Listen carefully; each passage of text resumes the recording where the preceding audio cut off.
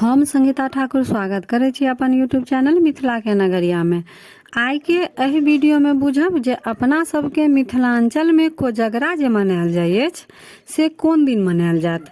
Channel पर नया छी त चैनल के सब्सक्राइब जरूर क लेब आ नोटिफिकेशन सेहो ऑन क लेब ताकि कोनो नया वीडियो हम अपलोड करी त सबसे पहले पहुंचत अहां तक।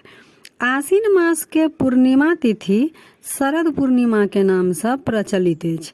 एहि दिन पान मखान खाय के बहुत महत्व अछि आ जिनकर विवाह के बाद पहिल शरद पूर्णिमा पड़ै अछि त ओहि बर के कोजगरा बहुत धूमधाम से मनायल जाय अछि। ओना ई कोजगरा मिथिलांचलो में सब कास्ट में नहीं मनायल जाय अछि। एहन 4-5टा कास्ट छथि जिनका में ई कोजगरा मनायल जाय अछि। कास्टक नाम लेनाइ एतऽ उचित नहीं बुझा रहल अछि, ताहिसँ हम कास्टक नाम नहीं लेब।